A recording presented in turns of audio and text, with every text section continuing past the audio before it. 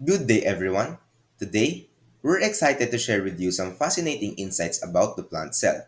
We'll explore its structure, functions, and the unique features that make plant cells so interesting and essential to life on Earth. Ever wondered what a plant cell's morning routine looks like? Well, it's a lot busier than you might think. Let's take a closer look at these tiny powerhouses and the different teams, or tissues that keep them running smoothly. The plant cell is the fundamental unit that makes up the entire plant body. Each of these cells play a crucial role in carrying out various functions that keep the plant alive and thriving. From absorbing nutrients to producing energy through photosynthesis, plant cells work together to ensure the plant grows, develops, and responds to its environment. The image on this side shows the different parts of a plant cell, including the nucleus, chloroplast, cell wall, and vacuole, all of which contribute to the plant's overall function. Understanding plant cells helps us appreciate how plants survive, adapt, and even benefit us in many ways. In our second experiment, we observed plant cells from an onion. Onions are a great example because they have large, easily visible cells. Here are the step-by-step procedure of what we did. For unstain the onion, first, we start with a thin piece of onion skin. You can peel it off carefully from the inside of an onion. Then second, place the onion skin on a clean slide. Third, add a drop of water to the onion skin to help it adhere to the slide. Fourth, carefully lower a cover slip over the onion skin, making sure to avoid air bubbles. And lastly, we can observe the unstained onion cells under the microscope. On the other hand, for stained onion, we can stain the onion for a better view. Remove the old cover slip and gently blot away any excess water. Add a drop of iodine solution to the onion skin. Place a new cover slip over the onion skin. And lastly, observe the stained onion cells under the microscope. The iodine will stain the cell nuclei, making them easier to see. Staining is a technique used to make cells more visible under the microscope. The iodine solution stains the nuclei of the cells, which are the control centers of the cell. Here are our results from observing onion skin cells under the microscope. In the unstained sample, we can see the cell wall, which provides structure and protection, and the cytoplasm, the gel-like substance where cellular processes take place. However, because there's no stain, the internal structures are not as visible. Now, let's look at the stained sample. We can now see the nucleus, the control center of the cell that contains DNA. The cytoplasm is still present and the cell wall remains visible, outlining the shape of the plant cell. Let's try to go deeper. We know that inside the cytoplasm, there's also a large central vacuole, which stores water and nutrients while maintaining turgor pressure, keeping the plant firm. Some plants, some plant cells even contains crystals, such as calcium oxalate, which serve as a defense mechanism against herbivores. Additionally, inside the nucleus, we'd find DNA and RNA, crucial for cell function and reproduction. We also took a closer look at a unique aquatic plant called Hydrilla verticillata, also known as waterweed. We observed its leaf cells under the microscope to learn about their structure and adaptations for life in water. First, we obtain a small piece of Hydrilla verticillata. Second, we carefully cut out a small leaf from the plant. We place the Hydrilla leaf on a clean slide, then we add a drop of water to the leaf to help it adhere to the slide. We carefully lower a cover slip over the leaf, making sure to avoid air bubbles. And lastly, we can now observe the Hydrilla leaf cells under the microscope. Here, we have our microscopic observations of Hydrilla verticillata. On the left, we can identify key plant structures. The cell wall is clearly visible, giving the plant cell its rigid structure and protection. Inside, we see the cytoplasm, a semi-fluid substance where metabolic activities occur. Most notably, we can see the chloroplast, the green oval-shaped organelles responsible for photosynthesis, where light energy is converted into chemical energy to sustain the plant. Let's move on to the image on the right. This is called cytosis, the movement of cytoplasm within the cell.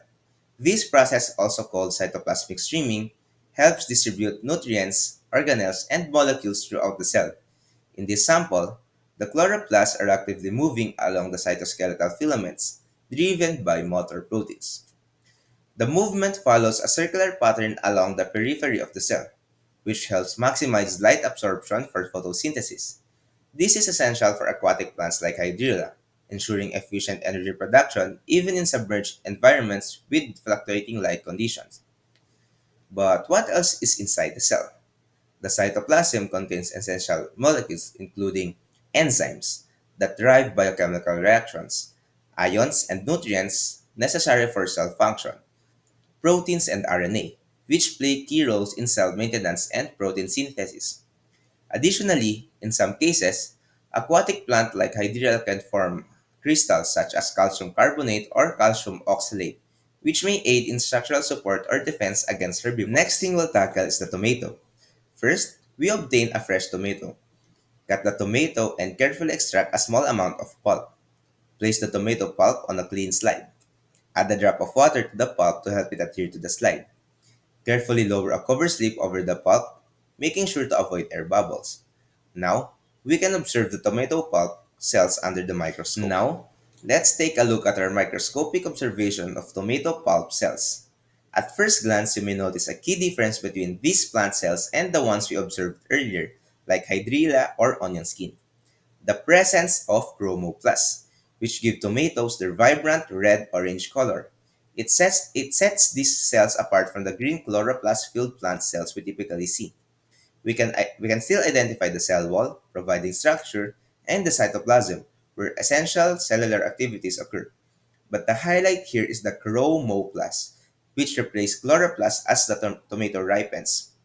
These store carotenoid pigments like lycopene and beta-carotene, responsible for the tomato's bright color. In unripe tomatoes, the cells have chloroplast, allowing photosynthesis. As the fruit ripens, chlorophyll breaks down and chromoplasts take over, signaling that the fruit is ready for consumption and seed dispersal. Tomato cells are packed with sugars for sweetness, organic acids for tanginess, and enzymes that soften the fruit by breaking down pectin. They also contain calcium oxalate crystals, which can act as defense mechanism. This transformation makes tomatoes not only visually appealing but also nutritionally rich. Their vibrant color is a sign of ripeness, ensuring the fruit's role in attracting animals for seed dispersal. Next is the potato or the Solanum tuberosum. Similar procedure, but the difference is that we only scrape off some fragments to avoid thick, opaque layers. So we scrape off some fragments, we put it to the glass slide, we add a drop of iodine solution and place a cover slip.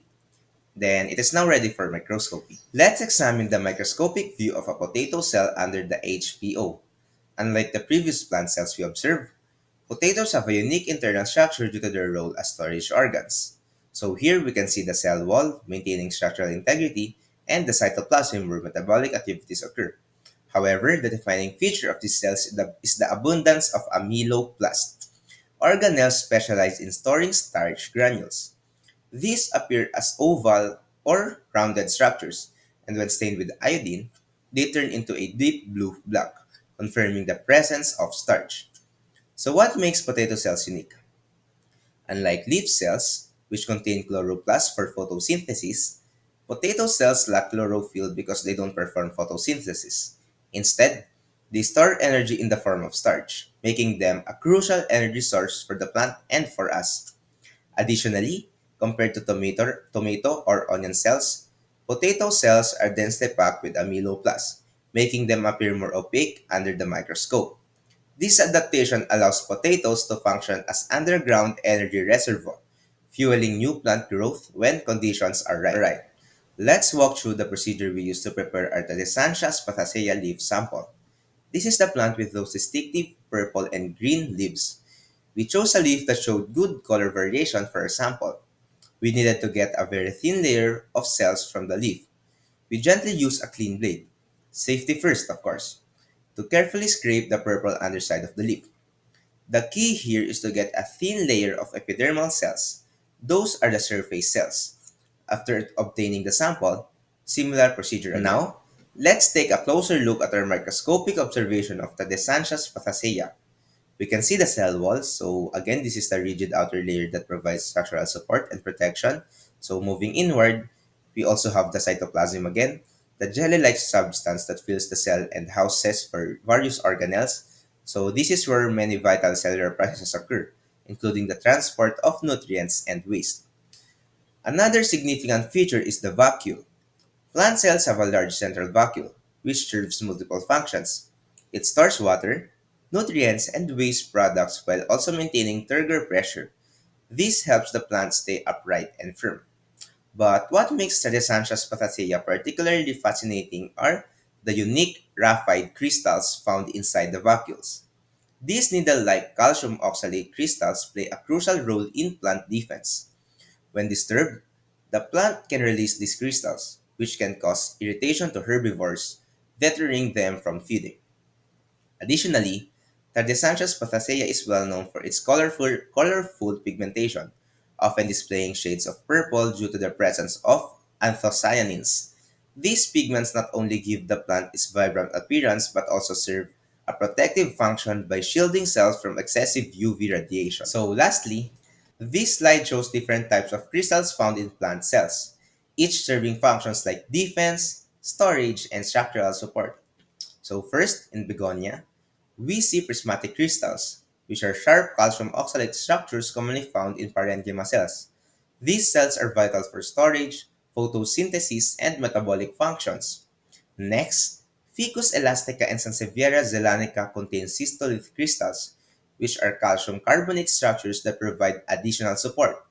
These are primarily found in collenchyma and sclerenchyma cells.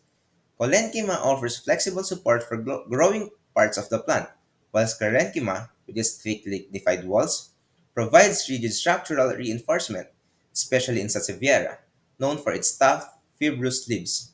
Additionally, many of these crystal structures are found in parenchyma cells, which assist in nutrient storage and plant metabolism. Together, these adaptations highlight how plant cells use different tissues and mineral deposits to enhance survival, structure, and protection. In this experiment, we will explore different types of plant cells and tissues and learn how to identify them using a wet mount procedure. We will focus on the three key tissue types, namely the parenchyma, the collenchyma, and the sclerenchyma tissues. And by the end of this experiment, we will be able to understand and distinguish their unique structures and functions.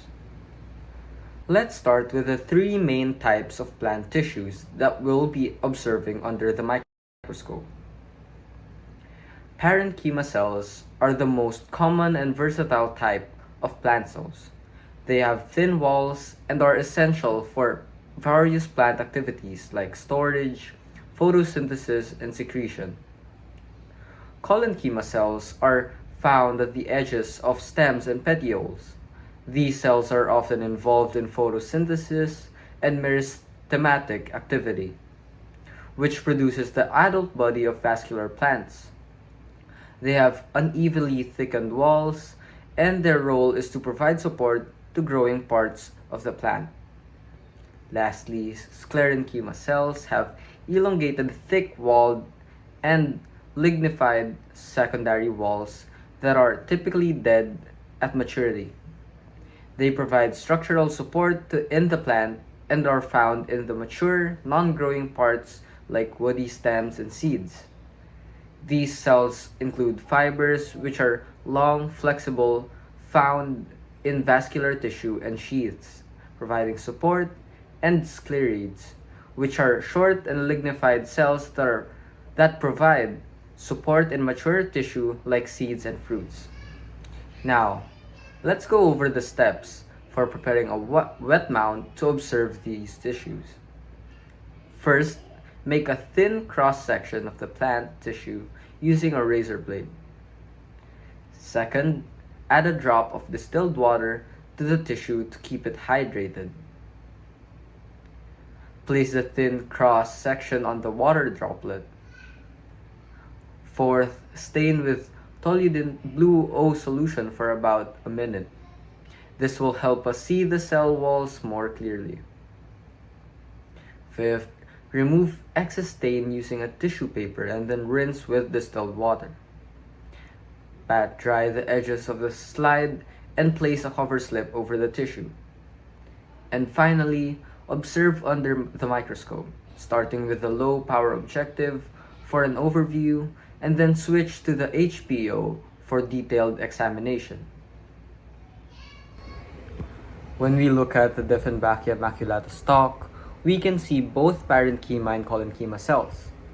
The parenchyma cells are most likely in the central region of the stalk, while the collenchyma cells are then found around the edges of the stalk, where they provide support to the plant as it grows. In the picture provided, the parenchyma cells are the polygonal structured figures that depicts bubble-like cells. On the other hand, collenchyma cells are these cells that are tightly packed together with only small spaces that separate each cells. In the Canna indica, we can observe the parenchyma cells that are found in the central region, while the collenchyma cells are located at the edges of the petiole. In the picture provided, we can clearly see the parenchyma cells, although in contrary, the collenchyma cells aren't as visible as the parenchyma cells, but we can still see some tightly packed cells around the edges, which are the collenchyma cells. Looking at the Plectranthus stem, we notice primarily collenchyma cells at the edges. These cells are important for providing support and flexibility to the stem, particularly in the areas that are still growing. In the pear fruit, we see sclerenchyma cells in the core. These cells have thick lignified walls which help the fruit maintain its structure and strength. This is why the pear's core feels rigid and woody, even though the outer parts are soft. When examining Lupha acutangula, we can see the sclerenchyma cells that form the structure of the loofah. These elongated, rigid cells provide the loofah with its tough, fibrous texture. In the potato tuber, we observe parenchyma cells containing starch grains. After staining with iodine, the starch will appear dark blue or black, making it easy to identify within the parenchyma cells. In the hydrilla leaf, we observe parenchyma cells containing chloroplasts, which are essential for photosynthesis. The chloroplasts will appear completely full and colored green, and they're what allows the plant to carry out photosynthesis.